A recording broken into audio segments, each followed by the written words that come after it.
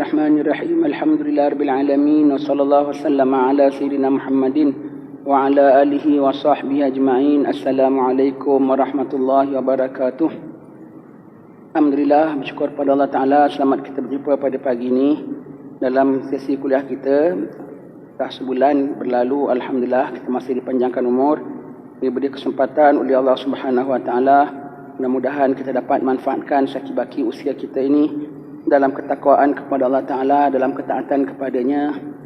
Mudah-mudahanlah pada saki-baki usia kita ini Allah pandu kita ke jalan yang benar. Allah hindarkan kita daripada perkara-perkara yang dimurkainya. Dan semogalah pada akhirnya nanti Allah karuniakan kita sekalian akan husnul khatimah, dapat mati dalam keadaan beriman pada Allah Ta'ala.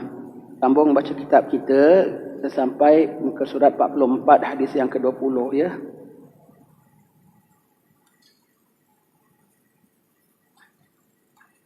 Tinggalkan marah.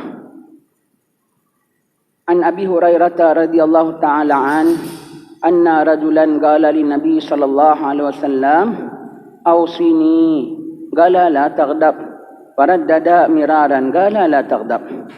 Ini adalah di antara hadis-hadis yang menjadi pegangan pada wali-wali Allah.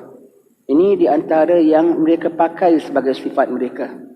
Di antara banyak hadis-hadis Nabi SAW, ada beberapa perkara yang mereka memang tak boleh tidak, mesti kena pegang.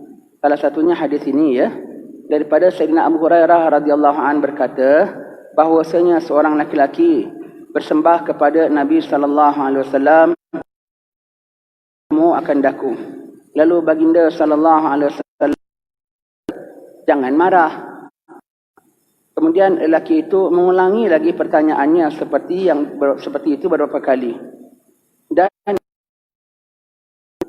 juga terus menjawab, jangan marah. Seorang laki-laki jumpa sama Nabi. Simple aja Nabi cakap. Tapi Masya Allah, besar sekali manfaatnya. Seorang laki-laki jumpa sama Rasulullah, ya Rasulullah, berilah pesanan untukku. Dalam hadis lain disebut, berilah pesanan untukku dan jangan panjang-panjangkan pesanan. Minta Nabi nasihat tapi tak nak panjang-panjang. Yang ada orang kan begitu ya. Dia nak yang ringkas. Short but sharp. Ya Rasulullah, berikan aku pesanan. Nabi kasih pesanan yang singkat sekali. Dia minta pendek. Betul-betul Nabi bilang pendek. Nabi cakap, la taghdab. Jangan marah. Maksudnya jangan jadi pemarah. Dia ulang lagi. Ya Rasulullah, berilah. Dia nak minta pendek. Nabi kasih pendek lah. Dia minta lagi. Nabi ulang lagi sampai berapa kali Nabi sebutkan, la taghdab, jangan kau marah, jangan kau marah. Bermakna tidak ada perkara yang penting lain daripada jangan marah, besar manfaat. Itulah wasiat. Kalau sekali wasiat tak cukup, sampai berapa kali kena wasiat. Kenapa? Marah ini kadang-kadang kita dah tahu pun, tetapi kita masih marah. Kena ulang berkali-kali, sebab itu Nabi ulang berkali-kali juga. Marah adalah satu sifat yang cela. Kalau kita belajar dalam kitab Penawar Bagi Hati kita ada sebut, itulah satu sifat yang cela. Sifat pemarah ni bukan sifat terpuji, bahkan sifat tercela. Maka jangan kita anggap marah tu sebagai sikap yang baik. Dalam kitab selalu sebut, kalau amalan sikap-sikap yang buruk, nanti mengatakan bakhil adalah sikap yang tercela. Kerana yang setengah orang sangka bakhil tu baik tau. Maknanya apa? Saving. Maknanya siap-siap untuk masa depan. Padahal tak baik. Ini marah. Tengah orang sangka marah tu baik tau. Kau jangan sembarang dengan aku. Aku ni pemarah. Amboi. Yang orang boleh proud lagi. Aku kalau dah marah, jangan sampai temperature aku naik, susah nak turun. Amboi. Garangnya. Sarang tebuan jangan dijolok. Amboi. Garangnya. Bukan begitu. Bahkan yang tak pemarah tu yang baik. Yang tak pemarah tu baik. Namun marah tak boleh kita mengatakan hilangkan marah. Tak ada marah. Tak boleh. Marah perlu, tapi marah yang terkendali. Yang dimaksudkan jangan marah ialah jangan marah yang sampai tak terkontrol marah itu. Bahkan kalau tak ada sifat marah dalam diri kita, perlu hasilkan marah. Lantaran marah, orang pergi perang sabilillah, tak terima agama Allah Ta'ala dimain-mainkan.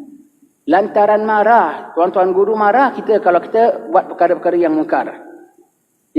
Lantaran marah, bapa tegas dengan anak. Kalau tak ada marah, pada tempat yang patut marah, perlu ditimbulkan marah, bahkan yang ada wajib timbulkan marah. Jadi kalau tak pemarah langsung, bukan baik ya. Contoh ya, oi, jadi bapa bukannya baik lagi, bukan main punya baik. Anak dia bawa boyfriend balik pun dia tak marah. Naik motosikal lagi, jemputlah masuk, minum air dulu. Baiknya, pakcik ni understanding. Itu bukan pakcik baik, pakcik bodoh. Anaknya buat silap, dia boleh tak marah? Marah. Patut marah, aib keperbuatanmu ini. Marah. Dan marah ini diibaratkan ulama macam anjing buruan. Anjing buruan kalau tak garang boleh tak? Anjing buruan macam anjing pet. Disuruh kejar kijang, dapat kijang dimain-main dengan kijang. Tak boleh. Yang nama anjing perburuan mesti kena garang. Mesti kena sharp. Apa yang disuruh terkam, diterkam. Tetapi tidaklah disuruh terkam kecuali dengan arahan yang tuan punya. Dan dibilang stop. Marah should be like that. Bukan dikendalikan marah itu, dipacu marah itu dengan hati dan nafsu. Bahkan marah itu dikendalikan dengan kendali iman dan akal. Kalau nafsu kita mengatakan perlu marah sekalipun, tetapi akal dan hukum mengatakan tak perlu marah, maka jangan marah. Kita rasa tak nak marah, tapi hukum bilang kena marah, maka perlu marah. Contoh, tidaklah biasa kita marah kecuali kerana kehendak kita tak ditunaikan orang. Ataupun ditunaikan kehendak kita tak mengikut sebagaimana persyaratan dan kehendak kita itu. Maka kita marah. Umpamanya lah, orang gaji kita. Kita suruh masak nasi goreng Cina, dia masak nasi goreng kampung. Kita ni tengah selera nak makan nasi goreng Cina, umpamanya lah. Dia masak. Kalau ikut, dah dia pembantu aku, dah aku cakap betul-betul. Umpamanya, bikin nasi goreng Cina ya, aku siapkan bahannya lagi. Dia bikin yang lain. Sama dia tak dengar instruction, ataupun dia kurang ajar, sengaja nak ingkar. Ataupun dia nak mandai-mandai. Kalau ikut rasa kita, patut marah tak? Marah, nak tabdidkan dia. Tapi ikut akal dan iman, tak ada salah pun dia tak buat benda dosa pun. Takat nasi goreng dengan nasi goreng juga umpamanya ya. Cuma beza sedikit saja. Kalau ikut nafsu rasa macam patut marah. Tapi ikut hukum bilang tak necessary untuk marah. Maka jangan marah. Contoh yang patut pula kita marah. Anak kita balik sekolah penat-penat, hujan-hujan, basah pulaknya. First thing kita tanya, kita tengok kesian anak aku mesti lapar. First thing kita nak tanya dia, kau dah makan? Tapi kita tak nak. Kita tanya dulu, kau dah sembahyang? Ini dah pukul 6.30 tau. Pukul 6.30. Dia ada pergi jumpa kawan dia ke apa. Dah pukul 6.30. Kau dah sembahyang? Belum abah. Kalau ikut hati kita kan macam tak nak marah kan. Masih ada time lagi pun dan dia lapar, suruh dia makan dulu. Tidak boleh, hukum tengok dah 6.30 budak ni dia ada banyak free period, bukan dia ada benda sangat apa. Berhenti sembahyang dulu, nanti sambung continue belajar kau ke apa. Ikut selera macam tak nak marah, kesian anak kita basah-basah, hujan-hujan balik, belum makan. Tapi hukum bilang kena marah dulu. Kerana hukum bilang kena marah. Mana kau tak sembahyang dah pukul 6.30, kau tak ada masjid, tak ada surau kat tempat kau jumpa kawan kau tu tadi. Sembahyang dulu lain kali, pergi sembahyang dulu, nanti baru makan. Kerana hukum mengatakan perlu marah, maka aku marah. Lepas tu alim-alim ulama ya, kadang-kadang pada kita small matter tau. But according to them, it's a big thing. That's why dia marah. Kita ingat kalau kisah gini, almarhum Habib Abdillah Jufri, guru saya ya. Beliau mengatakan masa dia muda dulu, ada berkawan dengan beberapa habib-habib semua. Menghadap guru mereka, Al-Habib Abdullah bin Syekh Belfaqih. Habib Abdullah bin Syekh Belfaqih ni mudir kedua Madrasah Al-Junaid Singapura. Alim. Beliaulah orang pertama ditawarkan jawatan mufti setelah Singapura berpisah dengan Malaysia. Tapi beliau enggan. Dalam kuliah, kita kan nak mula kuliah kan sunat pakai siwak kan? Sunat pakai siwak. Siwak yang tak pakai tuan-tuan ya, ini siwak sunnah Nabi. Sunat mencerdaskan otak. Siwak mengharumkan mulut. Siwak membuat Allah redha, memadamkan murka Allah. Siwak memudahkan roh keluar daripada badan. Apabila nak mati, ada siwak pakai siwak. Jangan tak siwak ni, sunnah yang ringan ya, sunnah ringan tapi penting. Bila nak siwak, masuk masjid siwak, buka kitab siwak, nak tidur siwak, masuk rumah siwak. Nak baca Quran siwak, nak bertemu dengan isteri siwak, bangun tidur siwak. Allah, banyak application siwak ini. Banyak application. Maka dalam kuliah ni, semua duduk, ada satu sahabat mereka, Qadi, Ustaz Zaitun ya. Kemudian ni jadi Qadi lah. Dia very on, jaga hukum. Duduk aja keluarkan siwak. Kawan-kawan tengok, Fairly, kawan-kawan Fairly. Kawan kita ni, kesian dia ya. Miskin ya, kesian. Begitu aja. Habib Abdullah dengar, apa kamu bilang? Kamu Fairly dia pakai siwak. Ini sunnah Nabi. Yang dia buat ini betul. Kamu yang cuai. Jadi marah semarah-marahnya Habib. Tak jadi buka kitab hari itu. Tutup kitab, lecturekan bab siwak dan lecturekan bab adab terhadap sunnah Nabi. Allah, dibilang kita ingatkan small matter siwak aja. Kita tengok, dia ni bukan main on lagi. Macam begitulah kononnya ya. Fairly kawan dia gitu. Tapi Habib dengar, Habib tak terima. Itu contohnya ya. Pada kita small matter. Tapi pada orang alim, besar apa perkaranya itu bersenda-sendakan. Begitu contoh. Dalam mengendalikan marah, kita sebut anger management. Dalam kitab kita semua dah cukup dah. Dah cukup. Berapa perkara kita nak kena lakukan. Yang pertama sekali dalam nak memecahkan marah, for us to be able to control our anger, to manage our anger, ialah macam mana pecahkan marah itu. Dengan firstly, kalau boleh memaafkan. Maafkan saja. Orang buat salah pada diri kita, maafkan. Dan sedar bahawasanya aku marah kerana dia tidak ikut kehendak aku. Tapi dia hamba Allah dan aku pun hamba Allah. Kami sama-sama hamba Allah. Dan aku, Allah punya kehendak, aku tidak patuh tepat-tepat, segera. Aku punya kehendak orang tak taat, aku marah. Allah punya juru panggil, hayya 'alas salat, pukul 1. Pukul 3 baru kita datang. Ada Allah murka. Masih sembahyang adaan, masih diterima oleh Allah Ta'ala. Aku panggil orang gaji aku lambat sikit aja, aku marah. Tak patut aku. Aku tak patut marah. Tak patut marah. Ingat, maafkan saja.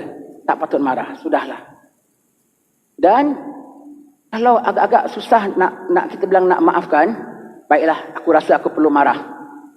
Try to delay marah. Jangan begitu darah kau menyirap terus kau pun, amboi, kalau gitu macam peluru ya, bertalu-talu keluar nanti.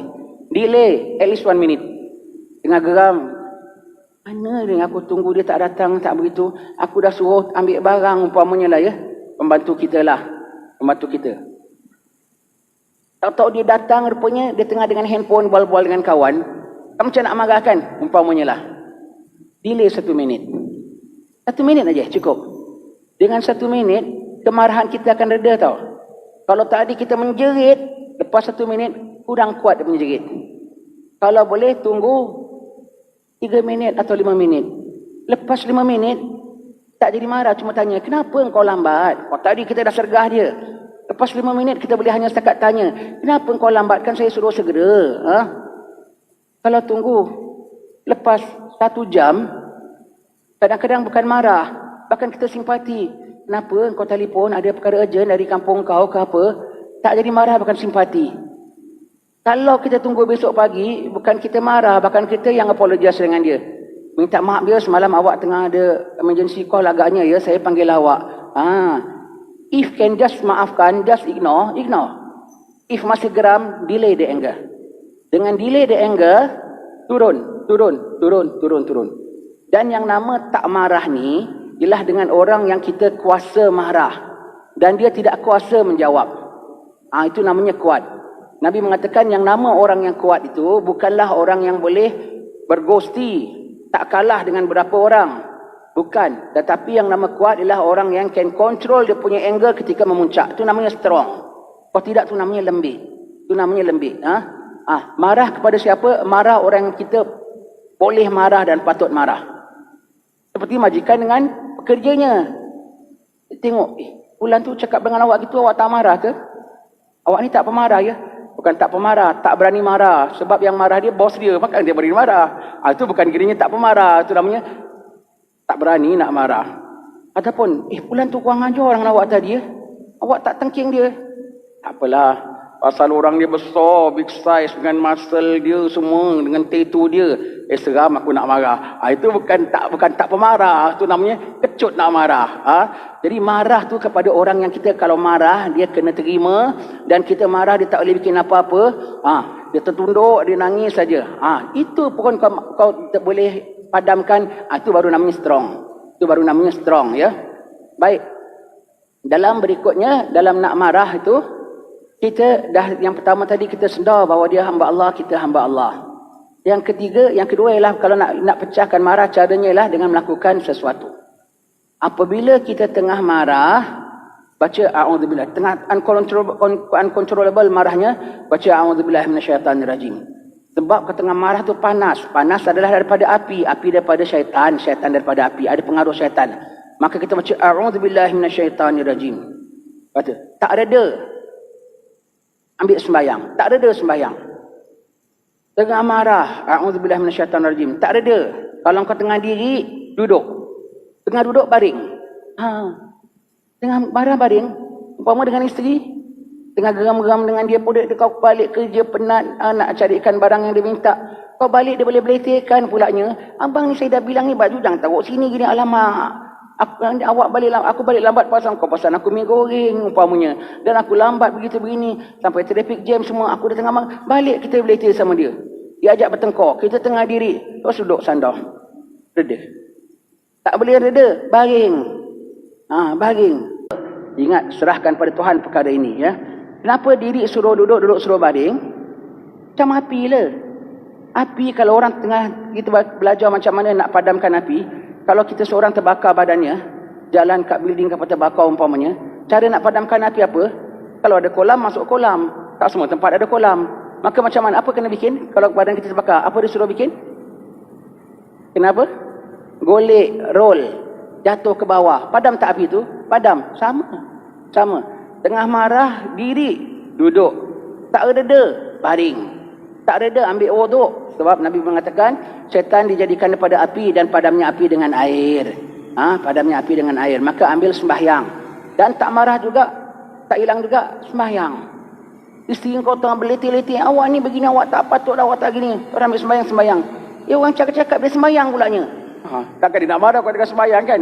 Takkan dia nak marah kau tengah sembahyang. Paksa dia tengok aja.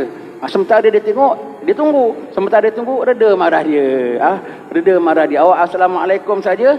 Dah lah bang, mari kita makanlah. Begitu, ya. Begitu. Tengah diri, duduk baring. Jangan terbalik. Tengah duduk diri, tengah diri cekak pinggang. Yang ada orang kan makin gitu. Makin api, makin kau dirikan, makin tinggi lah dia naik. Tengah duduk, awak bukan main terus diri. Tak cukup cekak pinggang. Orang kau cekak pinggang, dah garang-garang cekak pinggang. Cekak pinggang ni makruh, ya. Yang ada orang senantiasa cekak pinggang. Pergi pasar, akak-akak yang dia tengok ikan cekak pinggang ini. Macam cikgu besar pula dia cekak pinggang. Tengok ikan pun cekak pinggang. Makruh, ya. Cekak pinggang ini simbol, tanda, lambang orang-orang takabur. Iblis kena nyah dari syurga, dia turun ke bumi dengan sambil cekak pinggang. Cekak pinggang. Tapi kau tengok orang cekak pinggang, garang tu aku tengok tak ubah macam cicak. Kan ada cicak yang kalau gaduh dia kembangkan muka dia kan. Badan dia kurus tau. Tapi dia nak gaduh dengan member dia, dia kembangkan. Orang kau cekak pinggang tu macam lah. Badan kau pun kurus juga. Tapi koron-koron besar cekak pinggang begini. Kita kau tengok orang tengah geram cekak pinggang ni macam cicak dia, ya. Ataupun macam kucing. Kucing kalau gaduh kan itu kan dikembangkan bulu. Tapi dia kurus. Tapi dia nak gaduh, kembang. Bulu aja kembang. Tapi dia kurus melengkung tetap kurus juga. Orang kalau marah gitu, tengah marah cekak pinggang. Macam kucing pula engkau, ya. Bahkan kalau tengah diri suruh duduk. Pengabisannya suruh baring. Suruh sembahyang. Begitu, ya. Kena kendalikan marah. Marah bukan satu sifat yang bagus, ya. Marah. Allah puji orang-orang yang menghilangkan marah. Salah seorang Habib, ya, daripada cucu Rasulullah, saya tak ingat Sayyidina Ali Zainal Abidin ataupun Sayyidina Ja'far Sadiq, ya.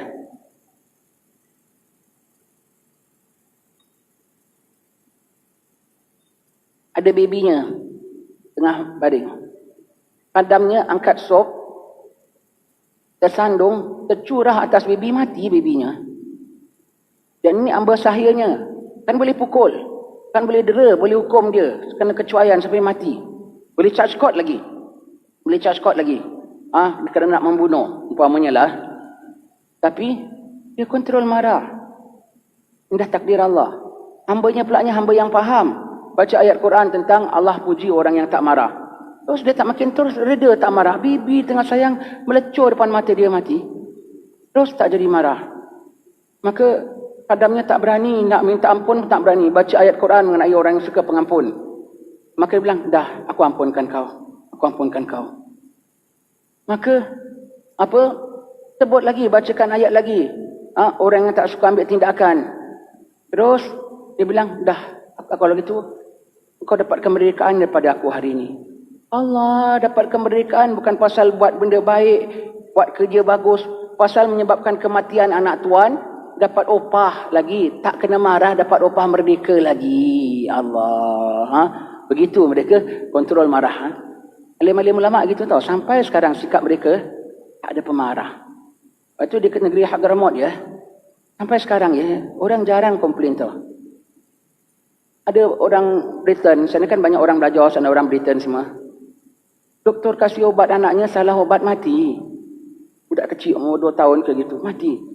Dan doktornya pula jujur, mengaku, minta maaf lah aku salah ubat kasih anak engkau sebab dia mati. Jujur pula doktornya, sana semua kan jujur-jujur belaka. Jujur.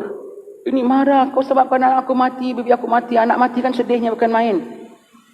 Nak report polis boleh charge. Doktor bilang kau bikinlah apa yang kau rasa patut. Aku ngaku salah.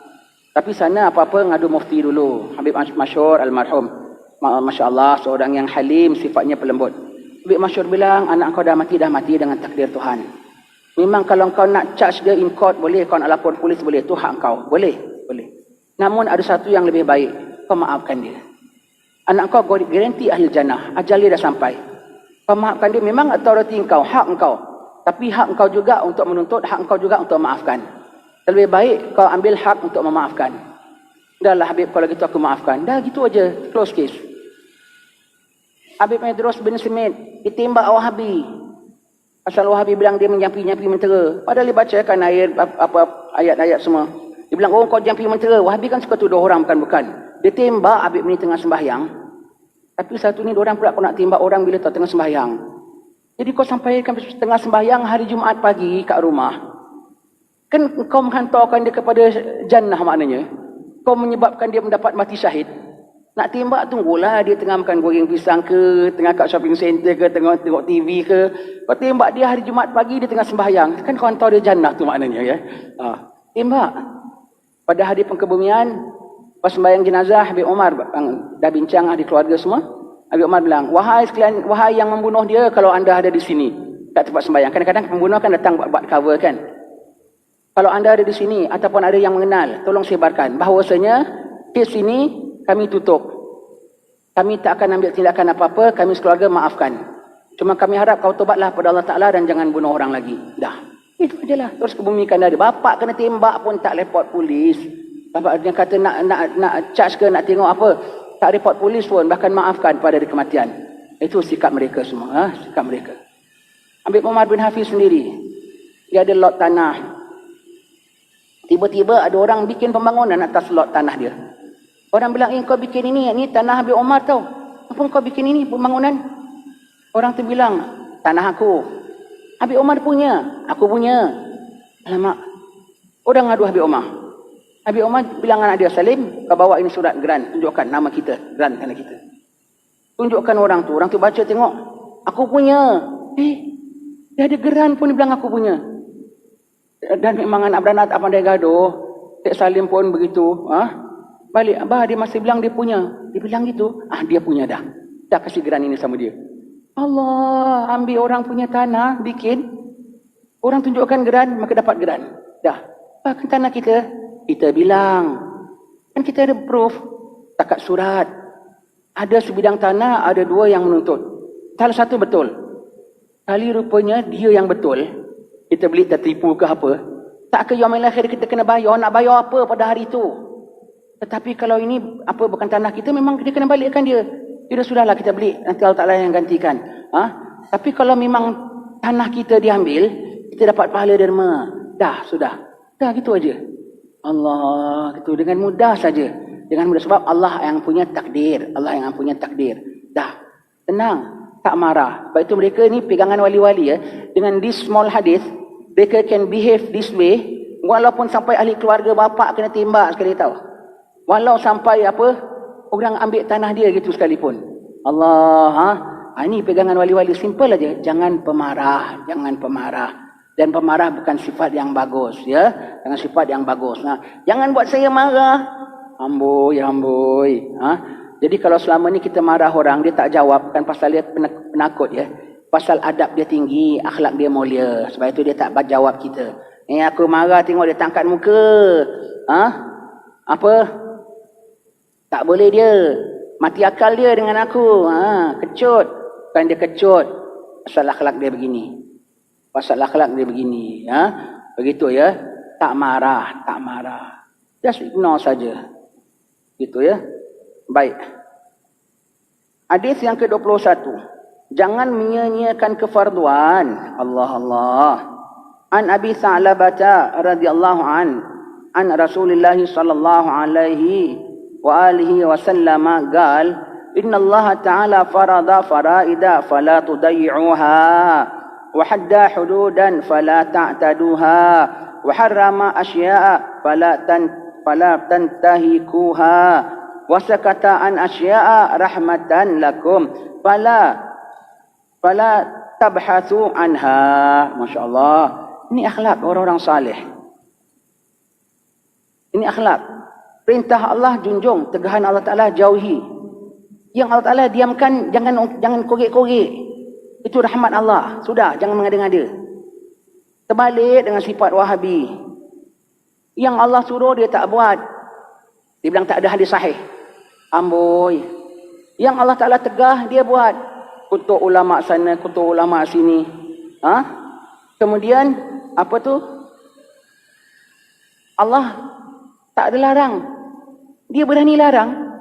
Doa malam nisfu Sya'ban. Ada hadis sebetulnya. Tapi ada larang tak? Kita ziarah makam orang-orang salih. Ada suruh sebetulnya. Tapi ada larang tak? Tak ada larang kan? Mereka yang larang. Doa ini bid'ah. Selawat nahariah. Tibil qulub. Semua tu. Semua. Itu tak boleh. Doa nisfu Sya'ban ini bid'ah. Tak boleh. Tuhan tak bilang tak boleh. Kau pandai-pandai lebih suruh daripada kuah. Itu sikap dia. Sikap orang alim yang disuruh kena buat all out. Yang ditegah jauh. Tak nak. Yang Allah Ta'ala bilang boleh. Benda yang harus tu kelonggaran buat. Jadi kita ada some relax in life. Kadang-kadang kita ada hawa nafsu kan. Maka hawa nafsu kadang-kadang nak benda yang tak baik. Jangan sampai buat benda yang haram. Buat benda yang harus sudah. Hawa nafsu nak ajak pergi night club. Boleh-boleh nak pergi night club. Jangan. Tukarkan pergi shopping center. Terlarang tak pergi shopping center? Walaupun tak begitu bagus. Tapi terlarang tak? Tak terlarangkan? Sudah gantikan. Jadi downgradekan sikit gejolak nafsumu itu. Begitu cara orang alim. Pintar. Jadi dengan itu mereka sentiasa dalam maintain tau. Sentiasa dalam maintain. Yang Allah Ta'ala biarkan. Kita dengan family kita pun begitu. Yang Allah Ta'ala izinkan. Hibur dengan anak-anak sekali-sekali. Ajak makan McDonald. Ajak piknik. Itu kan benda yang harus. Yang tak ada larang. Bawa. To release stress. Yang harus. Nanti perkara-perkara yang fardu mereka sanggup junjung. Nanti perkara-perkara yang tegah mereka sanggup jauhkan. Pasal apa? Mereka relax dalam melaksanakan hukum Allah Ta'ala. Ada kelonggaran. Kelonggaran yang masih dalam batasan. Itu yang kelonggaran yang masih dalam batasan. Ini pegangan orang-orang salih. That's why they can stay taat throughout their life. Pasal apa? Buat taat. Berapa daya. Namun tak sampai overdoing sehingga nanti membosankan diri sendiri. Maksiat jauh sekali tak boleh tidak. Yang boleh relax. Seperti apa? Sekali-sekali makan sedap. Seperti apa? Pakai baju yang elok sikit. Seperti apa? Gurau senda dengan sahabat andai sekali-sekala. Asalkan jangan bohong, jangan lampau batas saja sudahlah. Boleh buat. Itu kehidupan Nabi kita sallallahu alaihi wasallam. Ini Nabi kita cakap Arti daripada hadis yang kita dah bacakan tadi, daripada Abu Sa'labah ini kau buat asal boleh. Zuhur pukul 1 yang afdal, sembahyang awal waktu berjemaah. Dalam kau tak berjemaah, sembahyang pukul 3.30 petang. Itu menyanyiakan. Dalam kau sembahyang pukul 3 petang, tak ada qabliyah, tak ada ba'diyah. Dah lah tak ada qabliyah ba'diyah, surah pun tak baca. Dah lagi tu khusyuk pun tak pakai, itu menyanyiakan. Menyia-nyiakan kaki sihat apa tak semena-mena. Sembahyang duduk. Tak sah ya. Lagi anda masih boleh bangun sembahyang. Kalau perlu papah, papah. Kalau perlu bertongkat, tongkat. Kalau perlu papah, papah. Tak ada orang nak papah, upah orang papah. Pakcik nak sembahyang, anak pakcik belum balik. Pakcik papah. Sampai begitu, jangan menyia-nyiakan. Uzur. Allah kasih izin. Nak sembahyang duduk boleh, nak sembahyang baring pun boleh, nak terlentang boleh, nak kelopak mata pun boleh. Sebab itu kita yang ada setengah kita tengok dalam internet, setengah-setengah ustaz mengajarkan, awak masih muda, awak tak sakit kaki, awak janganlah ajar orang gitu, kesian buat makcik-makcik stres saja. Sembahyang tak boleh gini ya, cara sembahyang duduk gini ya, rukuknya gini dia tunjukkan gaya, sujudnya gini. Kau tak sakit kaki, tak sakit pinggang, tak bengal kepala, bolehlah. Kalau boleh buat begitu-begitu maknanya tak sakit. Tak sakit memang aku pun tahu kena buat sempurna. Kalau dah sakit buat apa yang terdaya. Yang ada orang separuh sekejap diri, sekejap duduk kursi, sekejap duduk bawah. Kadang-kadang dirinya boleh tegak, kadang-kadang membungkuk, kadang-kadang mengiring. Allah. Apa yang terdaya. Untuk kita buat the best that you could. Untuk orang, kau tak payah periksa lutut dia. Ada betul tak? Tak payah cek pinggang dia, boleh tegak tak? Dia tahulah, bukan kau jadi juru periksa dia. Kau bukan juru audit sembahyang dia. Untuk orang, kau tanggungkan. Kau nak sembahyang terlentang, kau nak sembahyang di kelopak mata dia pun boleh kalau kau uzur. Umpamanya ya. Kita bukan doktor dia. Begitu. Untuk orang. Tapi untuk diri kita, semau-maunya kena buat. Jangan menyia-nyiakan itu. Maknanya jangan bikin asal boleh. Meninggalkannya jauh sekali. Bikin asal boleh pun jangan. Itu namanya mensia-siakan. Sampai boleh mengakibatkan sembahyang kita tak ada pahala. Sia-sialah tu namanya. Mensia-siakan. Baik.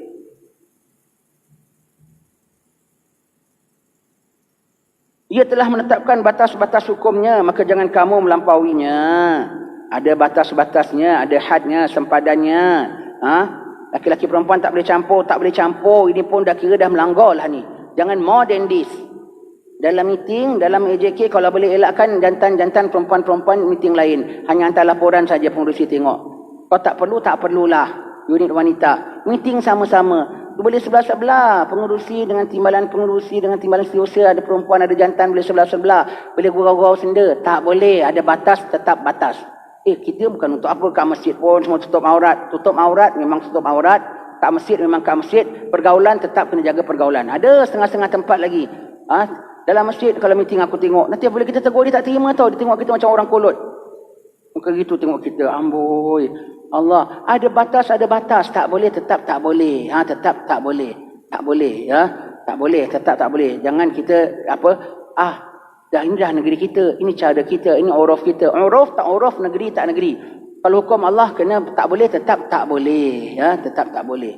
Baik, tu ada batas Allah Ta'ala. Jangan kau langgar batasnya. Ia telah mengharamkan beberapa perkara, maka jangan kamu melanggarnya. Haram tetap haram. No excuse. Tidak akan menjadi halal walau dengan niat apa sekalipun. Mari kita pungut dana untuk anak yatim. Biar mereka dapat rumah penginapan yang lebih baik lagi. Niat kita murni. Ini satu amal yang baik. Maka untuk kumpul dana, mari kita adakan konsert amal. Alamak, yang konsert mana boleh amal? Konsert tu, konsert haram ada, tak boleh konsert amal. Konsert amal, panggil artis joget-joget dekat pentas semua, dapat duit, kasih tambung anak yatim. Anak yatim kau kasih makan duit haram. Tak boleh. Allah bilang haram, walau apa sebab sekalipun. Tengah-tengah tarikat, syekhnya salam cium, tak apa pasal ambil berkat. Kita dengan dia pun dah baiat macam anak. Baiat shake hand. Haram. Nabi paling tinggi, paling kena syahadat bukan baiat saja. Tak pernah sentuh tangan wanita yang bukan mahram baginda. Ada. Allah Ta'ala haramkan tetap haram. No excuse. Tak apalah minum arak seteguk, ubat-ubat. Orang dulu, orang kaya-kaya dulu ya. Orang kaya-kaya. Macam pesin cerita ibu mertua aku punya pesin. Tak tahu kat sini ada, kat Singapura setengah-setengah orang kaya ya. Kalau beranak, jamu-jamu, obat periuk. Obat arak dom tu pun dia minum tau. Arak cap dom. Petang lepas asar minum sawan kecil aja. Kenapa niat obat? Tak boleh. Tak boleh untuk panaskan badan. Bunting nak kena jaga dan beranak pun kena jaga. Untuk tak boleh. Haram. No such thing boleh. Tak boleh. Haram tetap walau niat kau baik macam mana, demi apa pun menjadi tak baik kalau sudah haram. Kalau sudah haram, sudah haram. Hari raya salam. Tak boleh. Tak boleh. Anak saudara kita aja boleh salam. Anak saudara awak punya suami tak boleh salam. Ini menantu Kak Ngah. Anak saudara kita datang. Selamat raya selamat raya. Suami dia pun salam. Tak boleh. Suami dia batal sembahyang. Nanti orang bilang, dah budaya kita. Nanti orang sombong pula. Hari baik, bulan baik. Tak boleh hari baik, hari tak baik. Tak boleh salam. Perbuatan kau tak baik. Tak boleh. Tak boleh. Tetap tak boleh. Dekat masjid, bukakan televisyen, tengok bola. Tak makmir kita pun cakap masjid, kalau kau terkena majlis, nasib kau lah. Kalau tak terkena, bagus. Apa? Dan sebetulnya kalau cakap, kita cakap aja. Kadang-kadang betul terkena masjid tu. Apa nak buat? Yang ada bukakan bola, musim bola. Pasal nak menggalakkan belia datang. Sembahyang, qiyamul lail, 2 rakaat, lepas tu tengok bola. Boleh. Masjid ini harta umum. Tak boleh belanjakan dan dia tempat ibadat, tempat khairat, orang masukkan tabung. Tak boleh dibelanjakan kecuali benda yang menghasilkan pahala dan berbentuk ibadat. Walau benda yang harus beri jamuan semua, tapi ada pahala, ada ibadatnya, boleh. Tengok bola tu ibadat ke tidak? Tidak. Satu lagi, bola tu syiar orang alim, syiar orang salih ke syiar orang yang tak elok? Elok bola itu. Buka dalam masjid, tak sesuai. Walaupun bukan dalam masjid, walau kat pekarangan masjid sekalipun. Pakai wang wakaf dan tanah itu tanah orang ramai dan suasana itu tak sesuai. Setengah masjid orang jualan-jualan pun tak kasih sebab image tak bagus. Nanti orang jual beli, ada akak yang jual, ada apa semua, tak kasih. Tak nak, tak izinkan. Ini tengok bola kat masjid. Allah, nanti kalau orang tegur, tapi ada kemanfaatan. Kepaatan, tak boleh. Tak boleh, tetap tak boleh. Tak boleh. Birthday party, cucu kita, panggil anak-anak jiran, ada main kursi-kursi pusing tu. Bunyikan lagu, joget. Tak boleh. Alah budak-budak, tak boleh. Kalau tak boleh, tak boleh. Habis tak boleh. Habis tak boleh. Jangan kau ingatkan itu. Orang perempuan, ustazah, suara bukan main bagus. Ngaji Quran, tayang-tayang depan orang. Nasyid-nasyid haram, tak boleh. Tapi nak mengajar Quran, tapi kau perempuan. Ada batas laki-laki dengan perempuan. Kehormatan kau begitu. Kemuliaan kau bukan tayang bacaanmu. Kehormatan kau ialah sembunyi. Tertib. Orang perempuan. Demi nak mengajar. Demi mensyukuri nikmat suara Tuhan beri. Astagfirullah. Aku cakap demi itu, demi ini. Tak boleh. Cannot. Sekarang semuanya jadi serba boleh. Bukan serba boleh, asal boleh. Semuanya. Kalau dah tak boleh, tak boleh. Tak boleh. Menampilkan diri begitu semua. Tak boleh. Nyanyi atas pentas, joget-joget. Kita tudung beginilah sudah. Allah, tak apa kita tutup aurat. Tutup aurat memang wajib. Tapi kau joget-joget depan orang tetap tak boleh. Demi seni ke, demi sena ke, demi senu ke, semuanya tak boleh, tetap tak boleh. Kalau benda tak boleh, tetap tak boleh. Nyanyi nasyid untuk nak biar makin merdu dan orang suka nak dengar selawat-selawat ni, pakai segala alat muzik yang diharamkan. Gambus, alat muzik diharamkan. Biola, alat muzik diharamkan. Piano, alat muzik diharamkan. Lagi apa? Darbuka, gendang yang ramping tu diharamkan. Tapi ada kaul, ada itu, ada ini semua. Kalau satu ulama cakap tak boleh, keluar daripada khilaf. Dan kalau happen to be, banyak orang pun bikin, tak bermakna banyak orang bikin semua betul tau. Nasyid di sana, di sini pun pakai, di Indonesia pun dia pakai, apa pasal tak boleh pakai? Cukup kalau guru aku tak pakai, aku ikut. Dah, paling tidak dapat pahala taat pada guru. Dan kalau guru kita Habib Omar, guru kita Habib Hamdillah, kau jangan tak ikut. Walau 1000 guru besar lain sekalipun. Dan guru kau guru paling kecil sekalipun, paling tidak kena patuh guru. Apatah lagi memang yang cakap tu orang bukan kecil punya ulama. Dan memang betul haram dengan ada nas-nasnya. Kau tak boleh ditanggungkan. Semua orang buat boleh. Tak boleh, tetap tak boleh. Kenduri kahwin. Dalam pasang khemah, pasang dewan. Jantan perempuan bergaul. Duduk satu table. Suami isteri. Tapi ini bukan isteri dia, Makan sama-sama. Apa ni? Lepas kuliah subuh, pergi sarapan. Naik kereta. Cik Seman, kita pergi makan restoran sana ya? Cik Seman dengan isteri dia, Cik Hasan dengan isteri dia, satu meja bulat makan sama-sama. Tak boleh. Jangan anggap semuanya main boleh. Kenduri kahwin kena asingkan ya, wajib ya. Siapa yang ada plan nak kenduri kahwin, dengar cakap aku. Wajib. Pasangkan tempat duduk, pasangkan label. Jangan pasangkan label saja, orang tak ikut. Pasangkan penyambut tamu. Sekarang lagi senang. Sekarang SOP orang patuh tau. Orang kan kau arahan SOP. Sebab dia tak ikut kena saman. Minta mahami duduk sana orang ikut. Sekali pun dia tengok. Sana jantan, sini perempuan. Wajib ya. Wajib. Tak boleh tidak ya. Kena asingkan. Kalau dulu pakai tabir lagi kan. Zaman-zaman kita dulu pakai tabir lagi. Pakai kain batik lepas, diikat sapikan kat tengah. Kau jantan perempuan kau tobat. Hari kahwin anak kau bikin pesta maksiat rupanya. Kau tobat. Bukan tak boleh buat. Boleh buat. Boleh buat. Pasang penyambut tamu. Terima kasih. Jemput datang. Hajah. Jemput silakan ya. Kaum ibu di sebelah sana. Jemput Pak Haji. Sebelah sini Pak Haji. Mari. Kan namanya. Takut nanti orang kecil hati. Bukan kau marah. Perempuan sana. Laki-laki sini. Itu orang kecil hati lah. Kau dengan ahlan wasalan. Dengan wajah manis. Dengan jemput kau. Dengan welcome. Dengan silakan.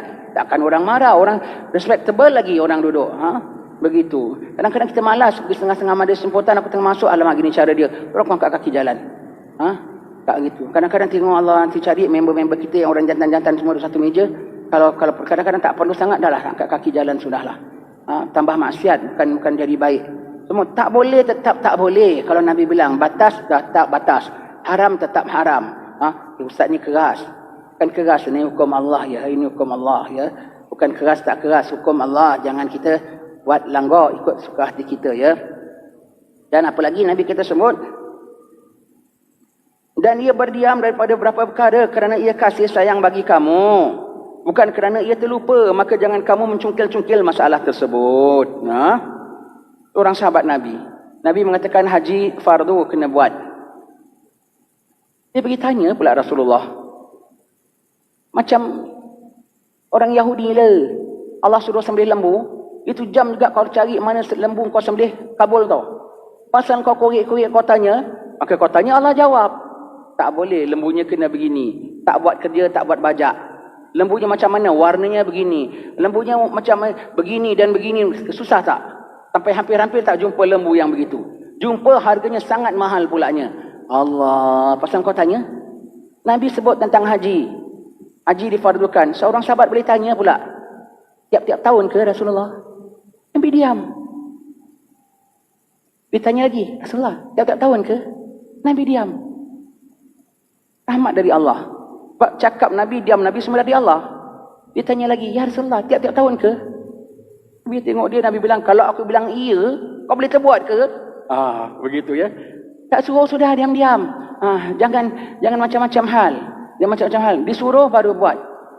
Istilahnya, jangan lebih suruh dari kuah lah.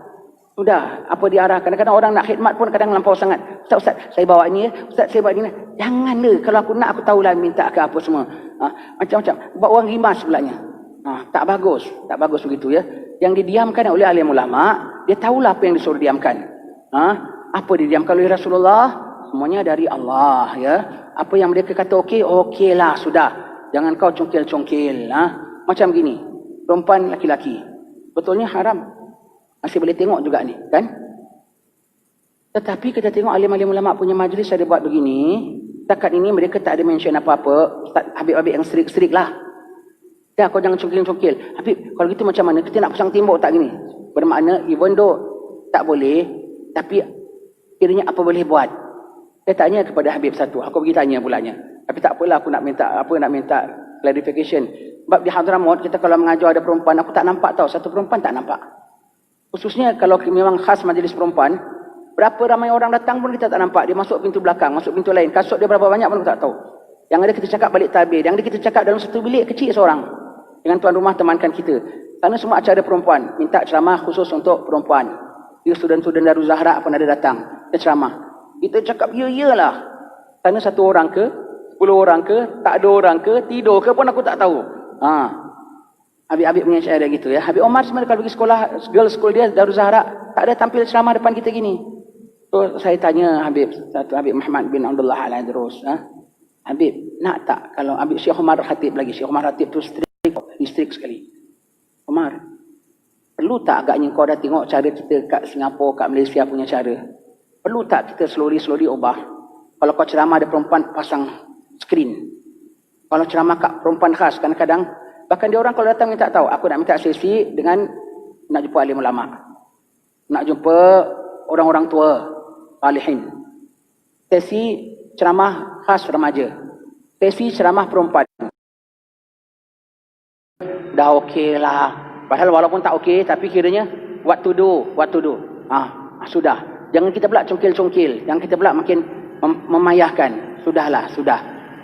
Ada reason, mudah-mudahan Tuhan ampunkan. Kadang-kadang begitu ya. Begitu kalau Allah Ta'ala diamlah. Maknanya boleh. Bubur Ashura. Ada tak hadis mengatakan haram buat bubur Ashura, bid'ah masuk neraka? Kan tak ada. Engkau pandai-pandai pula bilang, ini bid'ah. Bid'ah tu syirik. Syirik tu masuk neraka. Alamak. Takkanlah masak bubur je masuk neraka. Kesian makcik-makcik. Masak banyak masuk neraka. Pasal apa? Kau dimasukkan neraka pasal masak bubur Ashura. Agak-agak benda tu ada larangan kan?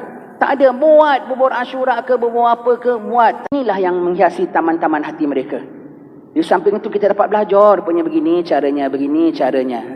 Begini caranya. If you want to be with them.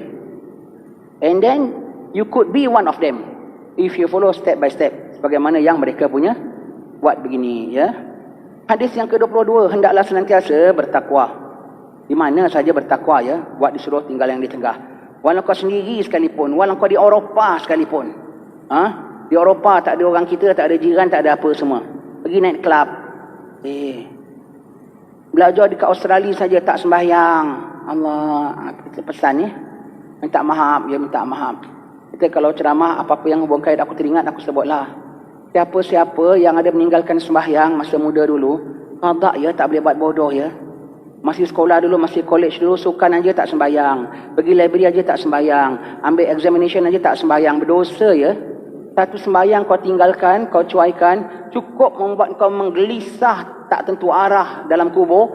Sementara orang 7 langkah nak berangkat balik, tunggu nak malaikat datang after 7 langkah kan, kau kira 1 step. Sementara kira tu kau yang gelisah pasal kau tahu kau ada cuaikan satu sembahyang. Satu sembahyang. Qada kena qada. Kena qada. Hukum Allah Ta'ala. Dengan dalil-dalil hadis Nabi. Walaupun ada mazhab mengatakan tidak boleh qada, tak perlu qada dan tak boleh qada. Bukan maksud tak boleh qada tu kau tak boleh senang-senang. Jadi kita nak pergi shopping tak payah sembahyang asar nanti qada sudah. Itu maksud tak boleh qada tu maksudnya begitu ya. Dan yang mazhab Hambali yang mengatakan tak boleh qada itu bukan makin ringan tau, itu makin berat tau. Bermakna late payment not acceptable, just wait for court order. Tak berat lagi tu. Jadi maknanya tak boleh qada tu bermakna bukan makin terus kau buka tengok televisyen kau boleh senang-senang hati. Tak boleh qada bukan aku tak nak qada. Bermakna kau cemas dan takut dan kau nangis macam mana bicara. Yang boleh qada tu lebih ringan tau. Bermakna berbadan tanggungjawab kau dah tunaikan. Kalau Tuhan tanya pun kau minta ampun taubat. Tapi dah tunai belum? Dah tunai. Jangan buat bodoh ya. Qada ya. Kira daripada umur akil baligh. Ada orang tampil. Ustaz, macam mana akak nak kira Ustaz? Dah lama sangat. Akak umur berapa? 63. 63 belum lama kan 6003. Kalau akak 6003 susah juga aku nak kira. Kena buka buku sejarah, kena apa semua kan. 63 boleh kira. Mari kita kira. Dan kita kira. Akak akil balik umur berapa? Tak ingatlah Ustaz. Tak ingat kita kira 9 ya? Tak ingat kita kira 9. 9? Belumlah Ustaz. Ingat pula. Ingat pula. Ingat pula. Lebih kurang 11 lah Ustaz. Dah jam 5. Umpamanya lah ya. Ketika itu akak punya sembahyang macam mana? Ini kita sekarang juga kita bengkel kira. Akak punya sembahyang macam mana? Sembahyang. Akak masih budak sembahyang. Abah, ibu strik. Sampai umur berapa akak cedera? Umur akak 15 tahun masuk college duduk asrama. Ketika itu baru kira. Berapa tahun di asrama? Umur 15 sampai umur 18 lah umpamanya ya. 3 tahun. Sembahyang apa yang cedera? Semua sembahyang? Tidak. Sembahyang sekian. Berapa hari ditinggalkan dalam seminggu? Tiap hari? Tidak, ada buat juga. Banyak buat ke banyak tak buat? Banyak buat, tapi ada yang tak buat. Ada dalam 1-2 hari, lebih. Ada dalam 4-5 hari, tak sampai. Kira 3 hari lah. Untuk this period of time, pada engkau sekian. Lepas tu apa cerita? Lepas tu makin banyak kakak punya tinggal. Kakak duduk asrama penuh lagi, umpamanya. Dan kakak busy jadi ketua student pulaknya lagi. Amboi, tak sembahyang. Berapa tahun di sana? Sekian, kira. Kemudian apa cerita? Akak tak sembahyang satu waktu pun. Akak college di Australia. Semua orang putih, akak tak nak tunggang-tunggik depan orang putih, akak tak sembahyang. Kira berapa tahun kau di Australia? Kira. Lepas tu balik. Apa cerita? Sampailah saat awak sembahyang. Kira wajib ya. Wajib. Tobat dan kira-kira. Dan buat kena buat. Dan kena buat. Tak boleh bilang, saya sunat, saya niatkan qada saja. Kena kira berapa. Jadi kau nak minta Allah ampunkan dosa, kau tahu atas dosa meninggalkan berapa waktu. Tak boleh tidak. Kira. Tak boleh buat sembahyang sunat ya. Sunat tu sunat, tak buat pun tak berdosa. Sedangkan kau masih sembahyang fardu, yang kau tinggalkan tu berdosa. Kau kena buat. Kemudian, kira. Pakcik tak kuat nak, pakcik dah umur 70 lebih. Kira tetap kira pakcik. Buat apa yang terdaya. Baru buat 1-2 waktu mati, alhamdulillah mati dalam taubat. Mati dalam taubat. Baru kira belum sempat qada mati, paling tidak mati insaf. Mati dalam azam tak qada. Tak boleh buat bodoh ya. Takwa pada Allah Ta'ala, senantiasa bertakwa ya. Maka ketakwaan yang dah tinggalkan dahulu, kena qada ya. Kena qada ya. An Abi Dzarrin wa Muadzin radhiyallahu anhuma an Rasulillah sallallahu alaihi wasallam qaal ittaqillaha haitsu ma kunta wa atbi'is sayyi'atal hasanah tamhuha fa khaliqin nasa bi khuluqin hasan. Daripada Abu Dzar dan Muaz radhiyallahu anhuma, daripada Rasulullah sallallahu alaihi wasallam bahawa baginda telah bersabda, bertakwalah kamu kepada Allah di mana saja kamu berada. Di mana saja kamu berada, di pasar, di kedai, di rumah, di shopping, pergi tua, pergi jalan, pergi mana, di mana saja berada. Di pasar, kena takwa tak? Kalau gitu di masjid safe tak? Di masjid lagi kena takwa. Kalau tidak kau langgar perintah Allah di masjid. Langgar perintah Allah di pasar dah cela, langgar perintah Allah di masjid lagi cela. Kat masjid tayangkan kekayaan dia, kat masjid bukan main garang belang dia. Lagi tak boleh. Kat masjid pun kena takwa di dalam masjid. Di pasar kena takwa ketika di pasar. Takwa, di mana kamu berada. Dan ikutkanlah kejahatan dengan kebaikan, nescaya ia menghapuskan dosa. Kebaikan. Tak sembahyang kita. Kebaikan. Pada 1 jam nonton TV, astagfirullah, aku dah maksiat mata, tobat, istighfar, astagfirullah. Buka Quran 1 jam. Sebagai tebus. Jadi kalau ditimbang 1 jamnya dosa, ada 1 jamnya pahala untuk menghapuskan. Dah spend RM50 untuk benda sia-sia. Tengok konsert ke apa. Keluarkan RM50 untuk derma anak yatim. Bagi mengimbangi. Dia mengimbangi. Dah cakap sia-sia, wal-wal kosong setengah jam. Sekarang wal-wal isi pula setengah jam. Baca Quran ke, baca hadis ke. Begitu. Coverkan dengan perbuatan baik, dan saya terampun segala dosa-dosa kita ya. Dan bergaulah dengan manusia dengan sikap yang baik, dengan akhlak yang baik.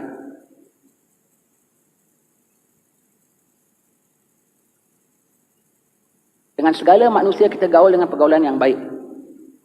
Itu ajaran Nabi sallallahu alaihi wasallam ya. Baik punya pengajaran daripada baginda, baik punya pegangan oleh alim-alim ulama.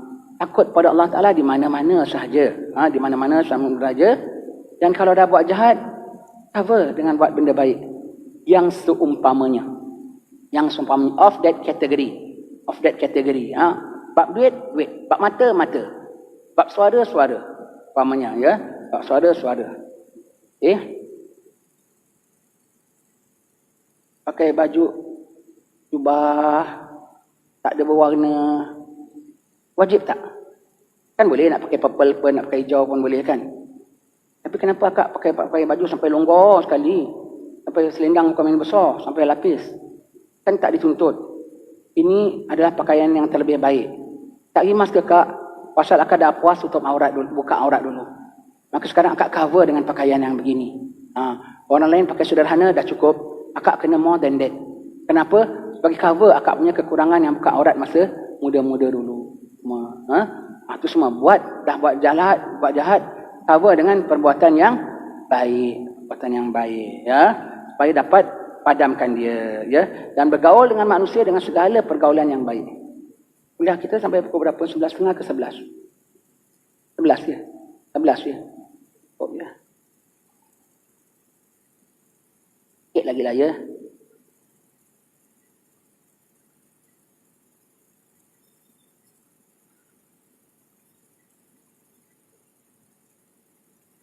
Hadis yang berikutnya kita dapat baca aja pun tak apa dulu. Kita punya syarah dia pada penyumpaan akan datang. Jadi dapat manfaat. Jadi takdir kita mati belum cuba bulan depan, pahala hadis ini kita dah dapat. Kita dah baca sebahagiannya. Ya. Hadis yang ke-23, amalan yang memasukkan ke dalam syurga dan menjauhkan daripada api neraka. An Mu'adz bin Jabal radhiyallahu an qala, qultu ya Rasulullah akhbirni bi amalin yudkhiluni al-jannah wa yubaiduni 'anil nar. Qala laqad sa'alta an 'azim wa innahu la yasirun 'ala man yassarahu Allah ta'ala 'alaihi. Ta'budullaha wa la tusyriku bihi syai'an wa tuqimus shalah wa tu'tiz zakah wa tasumu ramadan wa tahujjul bait. Thumma qala ala adullukum ala abwabil khair. As-sawmu junnah was sadaqatu tudfi'ul khati'ata kama yudfi'ul ma'u nar wa salatur rajuli fi jawfil laili. Thumma tala tatajafa junubuhum 'anil madaji'i yad'una rabbahum khawfan wa tama'an wa mimma razaqnahum yunfiqun. Fala ta'lamu nafsun ma ukhfiya lahum min qurrati a'yunin jazaa'an bima kanu ya'malun. Thumma qala alla ukhbiruka bi ra'sil amri wa 'umudihi wa zirwati sanamihi. Qultu bala ya Rasulullah. Qala ra'sul amri al-islam wa 'umuduhu as-salah wa zirwatu sanamihi al-jihad. Thumma qala ala ukhbiruka bima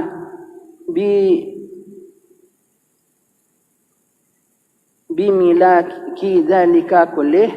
Qultu bala ya Rasulullah. Qala fa akhadha bilisanihi fa qala kuffa alayka hadha. Fa qultu ya Nabiyallah wa inna la mu'akhadhuna bima natakallamu bihi. Qala takilatka ummuka wa hal yakubbun nasa fi nari ala wujuhim aw qala ala manakhirihim illa hasaidu alsinatihim. Subhanallah ya. Daripada Mu'adz bin Jabal radhiyallahu an berkata, aku berjumpa Rasulullah sallallahu alaihi wasallam. Aku bertanya, wahai Rasulullah, bolehkah bersembah Mu'adz? Bersembah tanya Mu'adz kepada Rasulullah, wahai Rasulullah, bolehkah Rasulullah mengkhabarkan akan daku dengan amalan yang dapat memasukkan aku ke dalam syurga dan menjauhkan aku daripada api neraka? Lalu baginda menjawab, sebenarnya engkau telah bertanya tentang satu perkara yang sangat besar. Perkara iman dan memelihara iman. Dan untuk capai redha Allah. Kan besar tu perkaranya.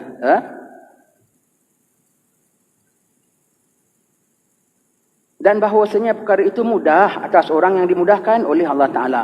Memang besar. Tapi tidaklah unachievable. Memang besar, tetapi mudah kalau Allah mudahkan. Apa dia? Amalan itu ialah bahawa engkau menyembah akan Allah Ta'ala dan engkau tidak menyekutukan dengannya akan sesuatu. Dan engkau mendirikan sembahyang dan menunaikan zakat dan berpuasa di bulan Ramadan dan pergi haji ke Baitullah. Kemudian baginda bersabda, wahai Mu'adz, hendakkah engkau aku tunjukkan atas pintu-pintu kebaikan? Dah yang tadi tu compulsory. Kemudian ada pintu untuk mencapaikan kebaikan. Pintunya ya, engkau buat ini kau dapat kebaikan. Kau buat ini kau akan masuk dalam daerah kebaikan. Terkeluar daripada daerah keburukan. Kemudian iaitu puasa adalah perisai. Banyakkan puasa. Banyakkan puasa sunat dan elokkan puasa yang tak sunat sekalipun. Puasa adalah perisai. Kalau kau susah, perisai daripada apa? Perisai daripada maksiat, perisai daripada godaan syaitan, perisai daripada terpesong daripada akidah. Puasa sebagai perisai. Dan sedekah itu memadamkan kejahatan seperti halnya air memadamkan api.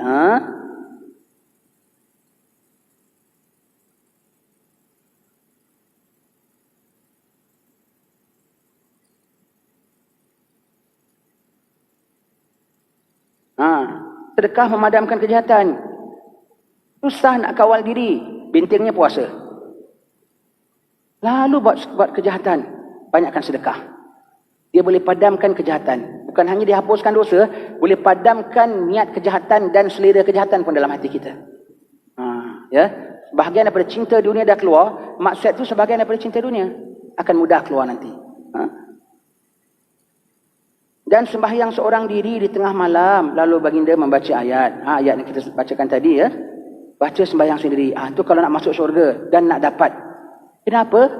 Sedekah, ini puasa adalah binting. Tadi Nabi disebut sembahyang yang 5, sembahyang 5, puasa apa semua. Kemudian dikuatkan lagi. Puasa, sedekah dan sembahyang malam. Kerana malamlah waktu Allah menganugerahkan daripada khazanah-khazanahnya. Lepas tu orang yang tak bangun sembahyang malam walau 2 rakaat akan tampil yaumil mahsyar miskin apa kedana. Sebab tak dapat anugerah. Jadi dah kau tak banyak amal dan kau macam mana nak masuk syurga? Sembahyang malam. Ketika orang semua tidur di tengah-tengah malam sembahyang. Kemudian Allah Ta'ala baca ayat ini. Maksudnya sebenarnya renggang lambung mereka daripada tempat hamparan mereka. Iaitu tidak tidur. Lambung mereka tu tempat baring mereka. Bangun sembahyang. Mereka bangun berdoa akan Tuhan mereka kerana takut dan kerana mengharap. Dan mereka mendermakan sebahagian daripada harta yang diberikan rezeki oleh Allah Ta'ala akan mereka. Maka banyak perkara-perkara yang tidak diketahui oleh setiap diri daripada apa-apa yang dirahsiakan untuk mereka. Yang berupa bidadari yang galak matanya. Iaitu matanya bukan main lincah lagi ya. Sebagai balasan terhadap amalan salih yang mereka lakukan. Kau tak tahu. Kau buat walau besar walau kecil. Semuanya ada manfaat. Kau tak tahu. Kemudian baginda bersabda pula, wahai Muaz, hendakkah engkau aku khabarkan dengan pokok segala urusan dan tiangnya dan kemuncak tempat ketinggiannya? Bahkan aku bersembah kata, bahkan wahai Rasulullah. Lalu baginda bersabda, pokok urusan itu ialah Islam dan tiangnya ialah sembahyang dan kemuncak segala ketinggiannya ialah jihad.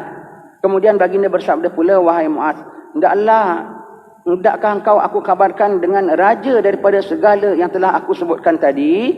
Yang semua yang Nabi dah sebutkan, ada satu rajanya yang kau tak boleh tinggalkan dan kau kena betul-betul serve dalam bidang ini. Iaitu apa? Memegang lidahnya sambil bersabda, jaga ini baik-baik. Rajanya. Kau sembahyang, kau sembahyang malam, kau banyak puasa, tak jaga lidah, bankrupt. Kurang sembahyang malam. Kurang puasa tapi lidah jaga, selamat insya-Allah. Itu rajanya. Rajanya. Sambil bersabda, jaga ini baik-baik. Aku bertanya, wahai Rasulullah, apakah kami akan disiksa dengan perkataan yang kami katakan? Hanya dengan bicara aja dapat siksa? Baginda menjawab, celaka akan engkau oleh ibumu dengan kehilangan engkau. Maknanya satu perkara yang teruk betul lah. Memanglah kena siksa. Bukankah yang paling banyak memasukkan manusia ke dalam api neraka dengan diheret atas muka mereka atau hidung mereka ialah hasil daripada pekerjaan lidah mereka itu. Kita dah baca hadis dan terjemahannya. Kalau kita tanya sampai mana, bilang kita dah baca muka surat, saya punya kitab muka surat 47, hadis yang ke-23, belum syarah. Tolong rekodkan. Nanti kita nak syarah. Wallahu alam bisawab. Semoga Allah Ta'ala panjangkan umur. Kita jumpa lagi pada bulan hadapan ya. Kalau kita mati, mudah-mudahan dengan berkat kita belajar, Allah ampunkan dosa kita, golongkan kita bersama orang-orang salihin.